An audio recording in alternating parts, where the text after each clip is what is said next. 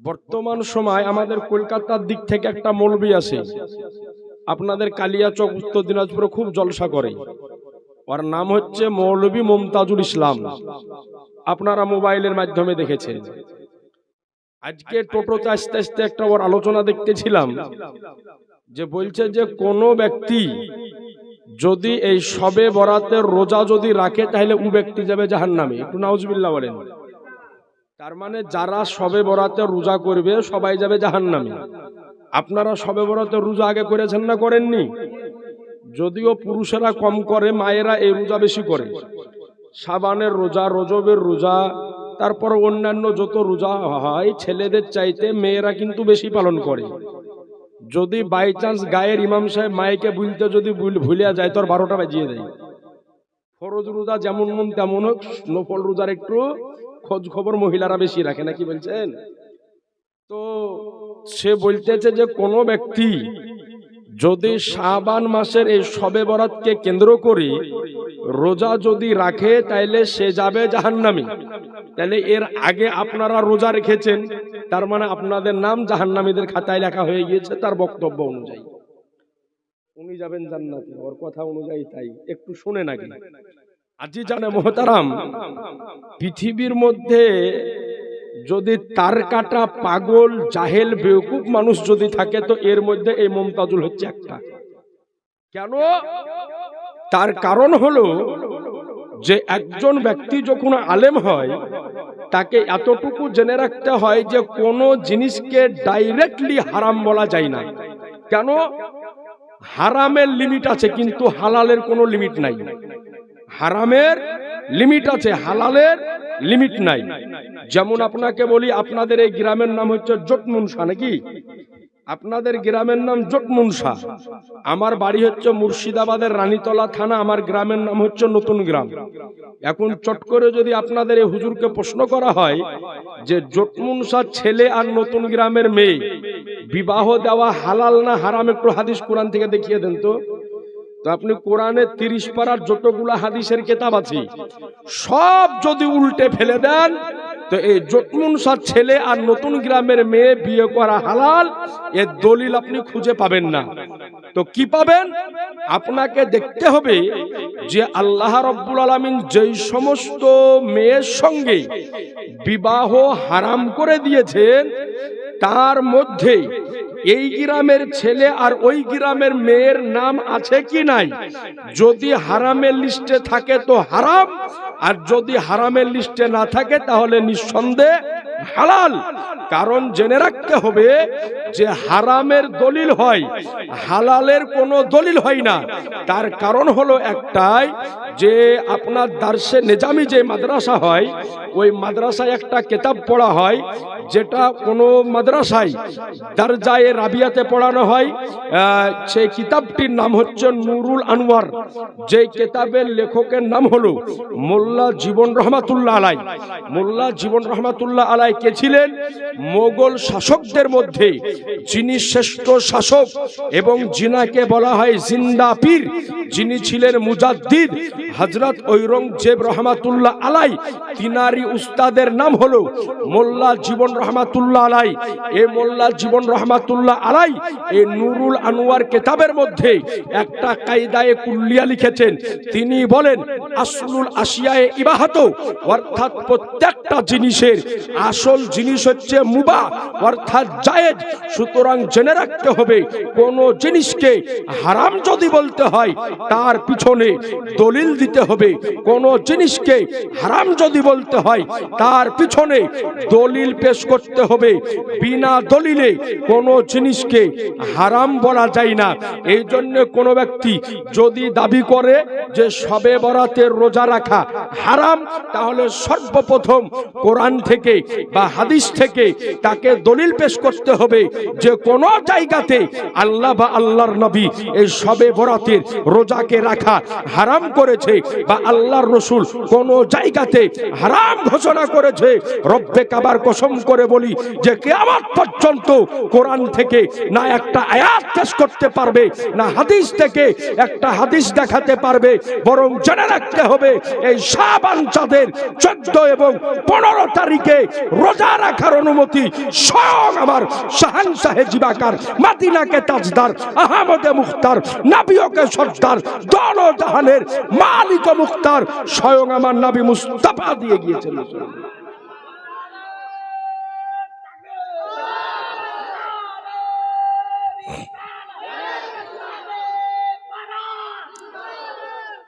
তো আজিজানে মোহতারাম, এ শবে বরাতের রোজা রাখার অনুমতি স্বয়ং আমার নবী দিয়ে গিয়েছেন। কিন্তু আজ এই জাহেল তার কাটা মূর্খ আজকে আপনার বলল যে শবে বরাতে রোজা যে রাখবে সে যাবে জাহান্নামে। একটু নাউজুবিল্লাহ বলেন, এই জোরে বলেন নাউজুবিল্লাহ। আজিজানে মোহতারাম, শবে বরাতের রোজা রাখা জায়েজ আছে কি নাই এটা আমাদের জানার দরকার আছে না নাই ভাই? জানার দরকার আছে। হাদিস শরীফে সম্পর্কে নবী আমার কি বলেছেন? আমরা এটাকে বলি শবে বারাত। কি বলি? শবে বারাত। এটা হচ্ছে ফার্সি ভাষা। কি ভাষা? ফার্সি ভাষা। সব মানে হচ্ছে রাত্রি, আর বারাত মানে হচ্ছে মুক্তি বা ভাগ্য। অর্থাৎ এই শবে বরাতকে, শবে বরাতের বাংলা মানে হলো মুক্তির রজনী বা ভাগ্যের রজনী। এটা হচ্ছে ফার্সি ভাষা। এখন যদি কোনো ব্যক্তি বলে যে শবে বরাত হাদিস কোরআনে কোথাও নাই, তো আমিও জানি যে শবে বরাত হাদিস কোরআনে কোথাও পাওয়া যাবে না। কারণটা হলো যে শবে বরাত হচ্ছে ফার্সি, আর কোরআন শরীফ কোন ভাষায় বাবজি? জোরে বলেন না, আরবি। তাহলে এখন ফার্সি ভাষা আরবিতে খোঁজ করলে পাওয়া যাবে? হিরের দোকানে যে যদি জিরা খুঁজে তো পাওয়া যায়? এখন একটা মানুষের মোবাইল যদি খারাপ হয়ে যায় তো যে মোবাইল ঠিক করে তার কাছে যেতে হবে না, তো চায়ের দোকানে বসে থাকলে হবে? তো কোরআন শরীফ হলো আরবি, হাদিসও হচ্ছে আরবি। তো আপনাকে শবে বরাত যদি খুঁজেন তো কোরআন হাদিস গোটা উল্টিয়ে ফেলে দেন, শবে বরাত কোথাও নাই। তো কি আছে? এর যে আরবিক শব্দ সেটা আছে। শবে বরাতকে হাদিসের ভাষায় বলা হয় লাইলাতুম নিসফে মিন শাবান, অর্থাৎ এটা হচ্ছে শাবান মাসের 14 তারিখে দিবাগত অর্ধ রজনীকে বলা হয় শবে বরাতের রাত্রি। আর এই লাইলাতুন নিসফে মিন শাবান এটা এক নয় দুই নয়, হাদিসে একাধিক জায়গাতে নবী আমার বলেছেন যে লাইলাতুন নিসফে মিন শাবান, লাইলাতুন নিসফে মিন শাবান। এটাকে আমাদের ভাষাতে শবে বরাত নামে পরিচিত। এই শবে বরাতের রোজা রাখা এবং ইবাদত করা জায়েজ আছে কি নাই একটা হাদিস শরীফ আপনাকে শোনাই। যে হাদিসটি এখন এরা বলে হাদিসে খুঁজে পাই না। হাদিসে খুঁজে পাওয়ার জন্য হাদিস পড়া জানতে হবে, কাছে হাদিসের কিতাব থাকতে হবে, বা হাদিস পড়ার জন্য হাদিসের পাণ্ডিত্য থাকতে হবে। বাংলা চটি কিতাব পড়ে হাদিস বোঝা যায় না, বাংলা চটি বই পড়ে হাদিসের স্তর জানা যায় না। হাদিস জানতে গেলে আরবিক গ্রামারের জ্ঞান থাকা দরকার। হাদিস জানতে গেলে আরবি গ্রামারের উপরে পাণ্ডিত্য থাকার দরকার। একটা হাদিস শরীফ আপনাকে শোনাই, যে হাদিসটি বর্ণিত হয়েছে সুনানুল ইবনে মাজাহ প্রথম খণ্ড পৃষ্ঠা নাম্বার 444, হাদিস নম্বর 1388, এবং এই হাদিসটি এসেছে ইমাম বাইহাকি রহমাতুল্লাহ আলাইহির লেখা কিতাব যার নাম হচ্ছে শুআইবুল ঈমান, তার পঞ্চম খণ্ডের 384 পেজের মধ্যে হাদিস খানা বর্ণিত হয়েছে। হাদিস বর্ণনা করেন আমার শেরে খোদা মাওলায়ে আলী মুশকিলে কুশা হায়দারে কাররার হযরতে আলী মুর্তজা রাদিয়াল্লাহু তাআলা আনহু বলেন যে নবী আমার বলেছেন যেই দিন শাবান মাসের অর্ধ দিন আসবে, অর্থাৎ 14 তারিখে দিবাগত রাত্রি আসবে, ওই সময়তে তোমরা কি করো? দিনের বেলাতে রোজা রাখো এবং রাত্রি বেলাতে দাঁড়িয়ে দাঁড়িয়ে ইবাদত করো। জোর করে বলা যাবে না, একটু আওয়াজ দিয়ে বলেন। অর্থাৎ কি করো? দিনের বেলাতে রোজা রাখো এবং রাত্রি বেলাতে আল্লাহর ইবাদত করো। তো নবী বললেন যে রোজা রাখো, আর মোল্লা বলছে রাখা হারাম। তো বলেন মোল্লার কথা মানবেন না নবীর কথা মানবেন? এই জোরে বলেন না। যদি নবীর বর খেলাপ বলে ওর কথা মানা যাবে? ওর কথা শোনা যাবে? জি না। তো নবী আমার বলেন যে যখন শাবান চাঁদের 14 তারিখ দিবাগত রাত্রি আসবে, ওই সময়তে তোমরা দিনে রোজা রাখো আর রাত্রি বেলাতে আল্লাহর ইবাদত করো। বলে কেন? এরপরে নবী আমার বলেন যে এই দিন যখন আসে, সূর্য যখন অস্তমিত যায়, তো আল্লাহর রহমত প্রথম আসমানে নাজিল হয়। নাজিল হওয়ার পরে বান্দাদের দিকে মুতাওয়াজ্জা হয়ে আল্লাহর রহমত বলতে থাকে, ও দুনিয়ার মানুষ শোনো, আজকে রাত্রিতে কোন যদি ক্ষমা চাহনেওয়ালা ক্ষমা যদি চাও তো আমি আল্লাহ তাকে ক্ষমা করে দিব। কোন রুজি তলবকারী রুজি যদি চাও আমি আল্লাহ তাকে রুজি দিয়ে দিব। এরপর আল্লাহ পাকের রহমত ডাক দিয়ে বলে, কোন ব্যক্তি সন্তান যদি চাও তো আমি আল্লাহ তাকে সন্তান দান করব। কোন ব্যক্তি রোগ থেকে আরোগ্য যদি চাও তো আমি আল্লাহ তাকে আরোগ্য দান করে দিব। আমার আনিসে বেকাসা সাজ্জেদে কাউনমাকা বেচারুকে চারা বেশাহরুকে সাহারা ইয়াতিমকে ওলি হাম গরিবকে হামি। আমার রহমাতাল লিল আলামিন পয়গম্বর বলে আল্লাহর রহমত সূর্য অস্তমিত যাওয়ার সঙ্গে সঙ্গে আকাশে নাজিল হয়ে ফজরের সময় পর্যন্ত এই ডাক দিতে থাকে। শুধু কয়েক রকমের ব্যক্তি ছাড়া এই রাত্রিতে আল্লাহর দরবারে যেই ব্যক্তি ক্ষমা চায় আল্লাহ পাক তার জীবনের গুনাহকে ক্ষমা করে দেয়। তাহলে বলেন মুসলমান, যেই রাত্রিতে আল্লাহ রাব্বুল আলামিন ইবাদত করার আল্লাহর নবী অনুমতি দিল, এই রাত্রিতে ইবাদত লাগবে না লাগবে না ভাই? বেশি বেশি করে ইবাদত করবেন। এরপরে আপনি আসুন এই রাত সম্পর্কে নবী আমার কি বলেছেন। আর একটা হাদিস আপনাকে শোনাই যাতে আপনার ঈমানটা জিন্দা হয়ে যায়। কারণ বর্তমান সময় হচ্ছে এই দেখেন মোবাইলের যুগ, ছেলে মেয়ে সবার কাছে সমান করে মোবাইল, নাকি বলছেন? আর আমাদের দেশের মুখ্যমন্ত্রী তো মেয়ে ছেলেদেরকে মোবাইল দিয়ে দিয়ে একেবারে সবার ঘরে ঘরে ঘরে মোবাইল পৌঁছে দিয়েছে। ক্লাস 9-10 উঠলে 10,000 টাকা একটা মোবাইল, নাকি বলছেন? যদিও বাপ কোনোদিন কিনে দেওয়ার ক্ষমতা ছিল না বা কিনে দিত না, কিন্তু এখন নিজের টাকা পেয়ে গেছে, কিনে লিছে। তো এই মোবাইলের মাধ্যমে ফেসবুক এবং ইউটিউবে আপনার এই কিছু আড়াংরা মোবাইল আজকে বক্তার বক্তব্য শোনার পরে আমাদের ঘরের ছেলে এবং মেয়ে দুই দিনই কিন্তু আপনার অধপতনে যেতেছে। কেন? এই শবে বরাতের দিনে আমাদের ঘরের মা বোনের একটা খাবার করে, তার নাম হচ্ছে হালুয়া রুটি। আপনাদের গায়ে হয়? করেন হালুয়া রুটি? সুবহানাল্লাহ। কিন্তু অনেক জায়গাতে মোবাইলে বক্তব্য শোনার পরে হালুয়া রুটি করা বন্ধ করে দিয়েছে, অনেক মহিলারা বন্ধ করে দিয়েছে। বিশেষ করে আমার সামনে যে সমস্ত মা বোনেরা আছে, আপনাদের নিকটে আরজ করব, এই দিনে বেশি বেশি করে হালুয়া রুটি করেন, নিজে খান আর গরিব ফকির মিসকিনকে খাওয়ান। আর এই রকম ওহাবি মার্কা লোক যদি পান তো ওকেও দুখান খাইয়ে দিন, ওকেও দিয়েন দুটে, জানে এই বছর খায় আর সামনে বছর বাড়িতে জানে তৈরি করে হালুয়া রুটি। তো ইনশাআল্লাহ তাআলা হালুয়া রুটি সম্পর্কেও দলিল আপনাকে দিব। তার পূর্বে আরেকটা কথা শুনে যান যে এই রাত সম্পর্কে নবী আমার কি বলেছেন। এই যে রাত, এই রাতের কি ফজিলত, এই রাতের কি মাহাত্ম্য, এই রাতের কি গুরুত্ব নবী আমার দিয়েছে। এই হাদিসটা এসেছে মুসনাদে আহমদ বিন হাম্বলের মধ্যে, এবং এই হাদিসটি এসেছে মুসনাদে বাজ্জারের মধ্যে, এবং এই হাদিসটি এসেছে শুআইবুল ঈমানের মধ্যে। একাধিক হাদিস শাস্ত্রের কিতাবের মধ্যে এই হাদিসটি বর্ণিত হয়েছে। হযরতে আব্দুল্লাহ ইবনে ওমর রাদিয়াল্লাহু আনহু বর্ণনা করেন যে নবী আমার বলেন যে এই রকম 5টি রাত আছে। কয়টি রাত? 5টি রাত। যে 5 রাতের দোয়া আল্লাহ রদ করে না, বরং এই 5 রাত্রিতে আল্লাহর দরবারে দোয়া করলে আল্লাহ কবুল করে নাই। একটু জোরে বলেন না সুবহানাল্লাহ। কিন্তু আজ বর্তমান সময় এই দোয়া নিয়েও কিন্তু মারামারি, না ভাই? আজ বর্তমান সময়ে দোয়া নিয়ে এত মারামারি। আজ থেকে 20 বছর 30 বছর আগে মানুষ যে ভালো ভালো কাজ করার পরে আল্লাহর দরবারে দোয়া করত, কিন্তু যবে থেকে এই ওহাবি মার্কা মানুষের জন্ম হয়েছে তবে থেকে আজ থেকে আপনার দোয়া করাকে বন্ধ করে দিয়েছে। আজ তারা দোয়ার বিরোধিতা করতেছে। আজ আপনাদের নিকটে আরজ করি যে দোয়া আল্লাহর নিকটে করবেন না, করবেন না। দুয়া শব্দটা হচ্ছে আরবি, কি বললাম জোরে বলতে হবে, আরবি। এর বাংলা মানে হচ্ছে চাহা, বাংলা মানে চাহা। তো দুয়া হচ্ছে আরবি, এর বাংলা মানে হলো চাহা। আচ্ছা বলেন ভাই, আমি আপনাদের এখানে আসার পরে এশার নামাজ পড়ালাম, পড়ানোর পরে আমরা সবাই মিলে হাত উঠিয়ে দোয়া করেছি, করিনি?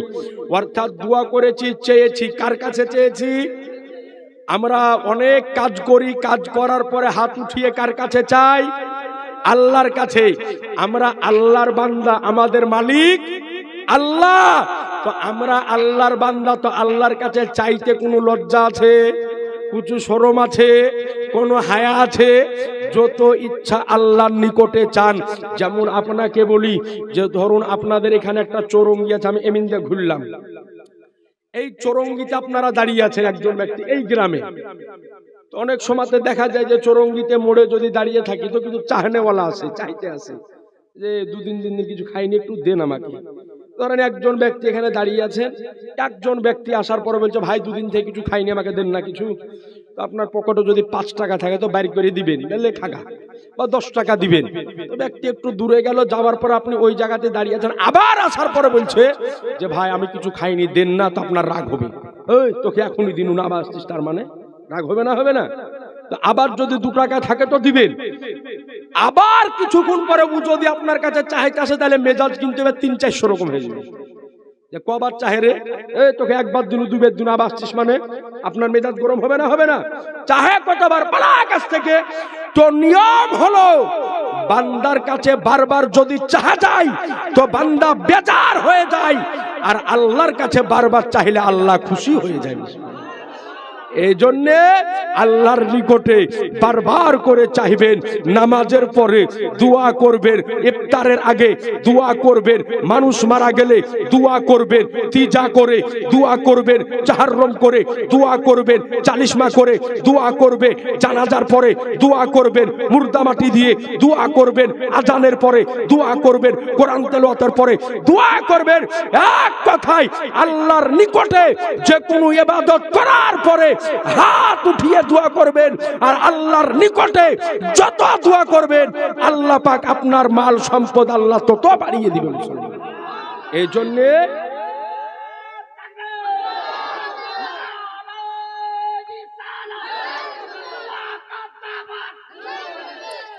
আজি জানে মহতারাম, আজ আপনার নিকটে বলি নবী আমার দোয়া করেছেন না করেননি? একটা হাদিস শরীফ আপনাকে শুনিয়ে দিই, যে হাদিস শরীফটি সহিহ বুখারী প্রথম খণ্ড 127 পেজের মধ্যে বর্ণিত হয়েছে। হাদিসের রাবী হযরতে আনাস বিন মালিক রাদিয়াল্লাহু তাআলা আনহু, হযরতে আনাস ইবনে মালিক রাদিয়াল্লাহু আনহু বর্ণনা করেন যে যখন আমরা মদিনা শরীফে, তো মদিনা শরীফে এমন এক কাহাসালি আরম্ভ হলো যাকে বলা হয় অনাবৃষ্টি। বৃষ্টি হয় না দীর্ঘদিন, পানি না হওয়ার কারণে ফসল পানি সব একেবারে রোদ্রে পুড়ে ঝলসে গেল, মানুষ হালাক হতে আরম্ভ করলো, জন্তু জানোয়ার বরবাদ হতে আরম্ভ করলো। তো হযরত আনাস ইবনে মালিক বলেন যে নবী আমার মসজিদে নববীর মিম্বারের উপরে দাঁড়িয়েছেন, মসজিদে নববীর মিম্বারে দাঁড়িয়েছেন। ইহীন অবস্থায় একজন আরবি খাড়া হলেন। খাড়া হওয়ার পরে নবী আমার বলছেন, ইয়া রাসূলুল্লাহ, মদিনার সব বরবাদ হয়ে গেল, মানুষ মারা যেতেছে, গরু ছাগল মারা যেতেছে, ফসল পানি বরবাদ হয়ে গেল। তো ইয়া রাসূলুল্লাহ, আপনি আল্লাহর কাছে দোয়া করে দেন যাতে করে আল্লাহ আমাদের উপর রহমতের বৃষ্টি বর্ষণ করেন। সুবহানাল্লাহ। অর্থাৎ নবী আমার বলতেছেন যে ইয়া রাসূলুল্লাহ, দোয়া করেন যাতে আল্লাহ আমাদের উপরে রহমতের বৃষ্টি বর্ষণ করে। হাদিসের রাবী বলে যে আমার রাসূলে কায়নাত সাল্লাল্লাহু আলাইহি ওয়াসাল্লাম সঙ্গে সঙ্গে আল্লাহর দরবারে হাত উঠিয়ে দোয়া করতে আরম্ভ করলেন। সাহাবী রাসূল বর্ণনা করে যে নবী আমার যেমনই হাত উঠিয়েছে আমরা লক্ষ্য করে দেখলাম আকাশে মেঘ ছিল না, আকাশে বাদল ছিল না, কিন্তু যেমনই নবী হাত উঠিয়েছে রব্বে কাবার কসম, সঙ্গে সঙ্গে আকাশে মেঘ ছেয়ে গেল, আর নবী মিম্বার থেকে নামার পূর্বে বৃষ্টি আরম্ভ হয়ে গেল। জোরে বলেন না সুবহানাল্লাহ। এবার আমরা দোয়া যখন করি হাত উঠাই না ভাই, হাত উঠিয়ে দোয়া করি। তো এই নব্য দাজ্জালরা বলে যে দোয়া তো করা যাবে কিন্তু হাত উঠানো যাবে না। এই হাদিসে এসেছে, সাহাবী বর্ণনা করে যে নবী যখন আমার দোয়ার জন্য হাত উঠিয়েছিলেন, তো নবী এত জোরে হাত উঠিয়েছিলেন যে নবীর বগল মোবারকের সাদা অংশ পর্যন্ত দেখা গিয়েছিল। জোরে বলেন না গো। নবীর বগল মোবারকের সাদা অংশ দর্শন করেছিলেন। এরপরে সাহাবী রাসূল বলেন যে বৃষ্টি আরম্ভ হয়ে গেল। আমরা লক্ষ্য করে দেখলাম যে আমার মুস্তাফা আজকে মিম্বার থেকে নামতেছে, তো নবী মুস্তাফার আজকে দাড়ি মোবারক ভিজে ভিজে পানি পড়তেছে। মুসলমান বলে এক নয় দুই নয়, ওই দিন বৃষ্টি আরম্ভ হলো। ওই দিন থেকে নিয়ে একেবারে মুষলধার ভাবে এক জুম্মা থেকে আরেক জুম্মা পর্যন্ত পানি পানি হলো। মুসলমান তো পানি না হলেও কষ্ট, আবার বেশি হয়ে গেল কষ্ট, নাকি বলছেন? যদি পানি না হয় তাহলে গরমে শেষ, আর পানি যদি হয়ে যায় তাহলে ডুবে শেষ। তো মিডিয়াম দরকার। তো এইবার এক সপ্তাহ ধরে পানি যখন হইতে আরম্ভ করলো, তো মদিনার অলি গলি ভরে গেল পানিতে, একেবারে অলি গলিতে পানিতে লোড। আবার সামনে জুমা যখন আসলো, তে হাদিসের রাবি বলেন যে আবার ওই আরবি খাড়া হয়ে বলছেন, ইয়া রাসূলুল্লাহ, পানি হওয়ানোর জন্য দোয়া করতে বলেছিলাম, কিন্তু এখন 7 দিন ধরে এমন পানি হইতে আরম্ভ করেছে যে পানির কারণে গোটা মদিনা ডুবে গেল। আপনি তাড়াতাড়ি দোয়া করে দেন যেন আল্লাহ মদিনাতে পানি বন্ধ করে দেয়। জোরে বলেন না। অর্থাৎ সাহাবী রাসূল জানে ও নবী কার নাম যিনি ইশারা করলে পানি হতে আরম্ভ করে, ও নবী কার নাম যিনি ইশারা যদি করে তো আজকে পানি বন্ধ হয়ে যায়। এরপরে সাহাবী রাসূল বর্ণনা করেন যে নবী আমার শাহাদাত আঙ্গুলকে উঠাতে আরম্ভ করলেন, শাহাদাত আঙ্গুল ঘোরাতে শুরু করলেন। নবীর আঙ্গুল যেদিকে যায় আকাশের মেঘ সেদিকে যায়, নবীর আঙ্গুল ঘুরতে থাকে, আকাশের মেঘ ঘুরতে থাকে। এক কথাই নবীর আঙ্গুল যেদিকে যায় আকাশের মেঘ সেদিকে যায়। নবী আমার ইশারা করলেন, সঙ্গে সঙ্গে পানি হওয়া বন্ধ হয়ে গেল। অর্থাৎ নবী মুস্তাফার শাহাদাত আঙ্গুলের ইশারায় আকাশের মেঘ চলে। নবী মুস্তাফার শাহাদাত আঙ্গুলের ইশারায় আজকে পূর্ণিমা রাত্রির চন্দ্র দ্বিখণ্ডিত হয়। নবী মুস্তাফার শাহাদাত আঙ্গুলের ইশারায় আকাশের চন্দ্র আজকে ঘুরতে আরম্ভ করে। নবী মুস্তাফার শাহাদাত আঙ্গুলের ইশারায় ডুবা হওয়া সূর্য আবার ফেরত চলে আসে। একটা ঘটনা ঘটেছিল নবী মুস্তাফার সময়, যে একদিন নবী আমার হযরত আলী রাদিয়াল্লাহু তাআলা আনহুর জাঙের উপরে মাথা দিয়ে আরাম করতেছেন। সুবহানাল্লাহ। নবী হযরত আলীর জাঙের উপরে মাথা দিয়ে আরাম করতেছেন। আসরের নামাজের সময় পার হয়ে গিয়েছে, হযরত আলীর নামাজ পড়া হয়নি। হযরত আলী চিন্তা করতেছেন নবী আরাম করতেছেন, আর এই মুহূর্তে নামাজের সময়ও যেতেছে। আহা, আমি যদি এই মুহূর্তে আমার নবীকে জাগ্রত যদি করি তো হতে পারে নবী মুস্তাফার আরামের ব্যাঘাত ঘটে যেতে পারে, আর এই দিকে নামাজ যদি কাজা হয়ে যায় তা আল্লাহর হুকুম শেষ হয়ে যাবে। তো ওগো খোদা, এই মুহূর্তে আমি কি করব? হযরত আলী মুর্তজা রাদিয়াল্লাহু আনহু তো আমার আপনার মতো নামাজি ছিলেন না, ছিলেন নাকি? কেমন নামাজি ছিলেন হযরত আলী? উহুদের যুদ্ধে হযরত আলী রাদিয়াল্লাহু আনহুকে একটা তীর লেগেছিল, পায়ের পিণ্ডলিতে একটা তীর লেগেছিল। তো সাহাবায়ে কেরাম ওই তীরকে বের করার জন্য হাজারো চেষ্টা করলেন, কিন্তু তীর বের হলো না। এত যন্ত্রণা, এত ব্যথা, বের করতে পারে না। আমার নবী বললেন যে তোমরা শোনো, আমার আলীর তীর এখন বের করতে পারবে না। যখন আমার আলী নামাজে দাঁড়িয়ে যাবে তো তোমরা তীরকে বের করে ফেলবে।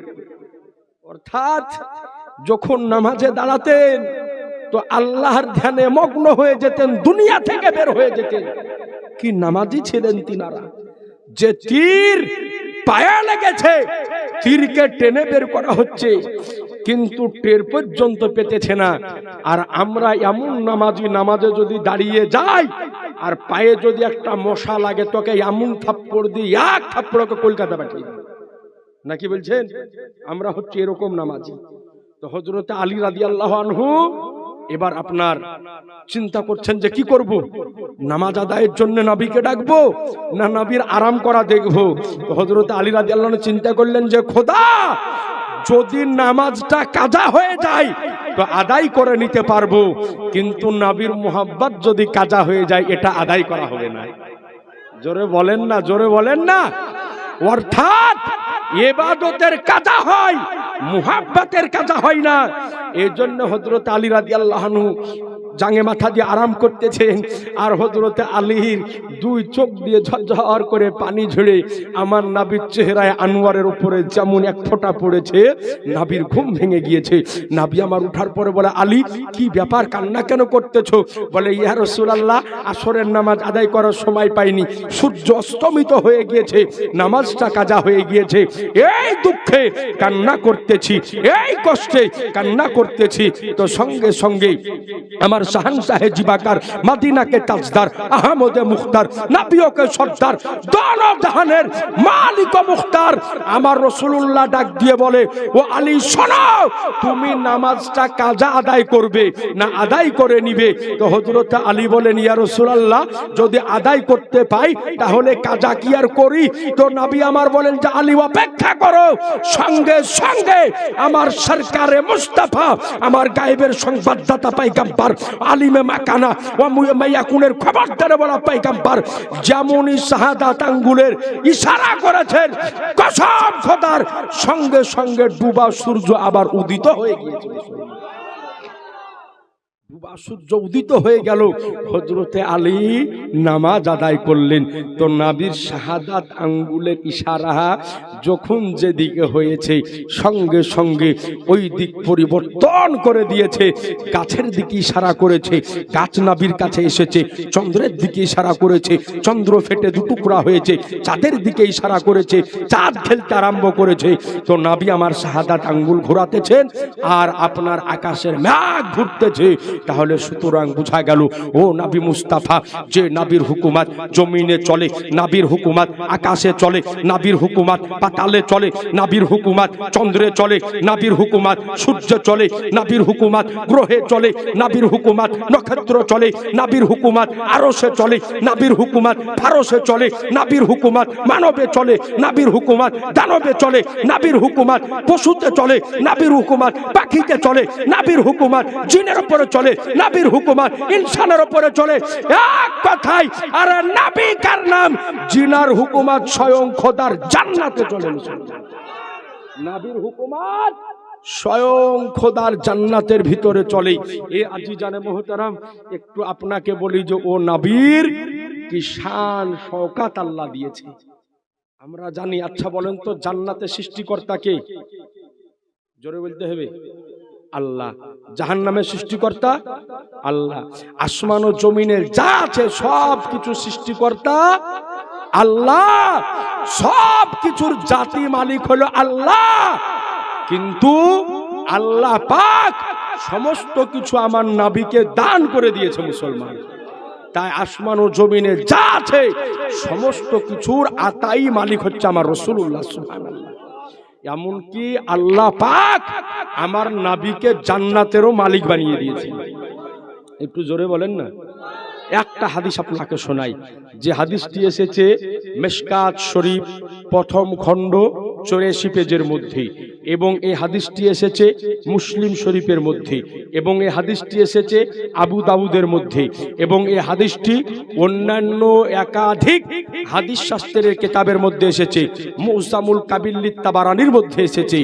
হাদিস বর্ণনা করতেছেন হযরতে আপনার রাবিয়া বিন কাব আসলামী রাদিয়াল্লাহু আনহু বলেন যে একদিন রাত্রে বেলাতে আমার নবীকে ওযু করার জন্য আমি পানি দিতেছিলাম। কি করার জন্য? ওযু করার জন্য। দেখেন, ওযু করার অগাধ ফজিলত আছে, যেটি আমরা জানি না। ওযু করার একাধিক ফজিলত আছে। নবী আমার বলেন যে আমার কোন উম্মাতানি রাত্রি বেলাতে ওযু বানিয়ে যদি ঘুমায় আর ওই রাত্রিতে যদি মারা যায় তাহলে আল্লাহ তাকে শাহাদাতের দরজা দান করে দিবেন। ওযু বানিয়ে যদি ঘুমায় আর ওই রাত্রিতে মারা যদি যায় তো আল্লাহ তাকে শাহাদাতের দরজা দান করে দিবে। এবার নবী আমার বলেন যে আমার উম্মাত এবং উম্মাতানি কিয়ামতের ময়দানে হাত এবং পা ওই রকম চমকাবে পৃথিবীতে যে রকম ওযু বানিয়েছে, অর্থাৎ যে ব্যক্তি বেশি ওযু বানিয়েছে তার বেশি চমকাবে, যে কম বানিয়েছে তার কম চমকাবে, আর যে জীবনে বানায়নি তার চমকাবে। আচ্ছা বলেন তো, যে জীবনে ওযু বানায়নি এরকম লোক আছে না নাই? হ্যাঁ আছে। যে জীবনে কোনোদিন ওযু বানায়নি এইরকম লোক আমাদের মধ্যে, হয়তো সাধারণ যারা বয়স্ক মানুষ নামাজ পড়ে তারা তো জানে, বেশিরভাগ ওযু বানানো জানে না আমাদের ঘরের যুবকদের মধ্যে।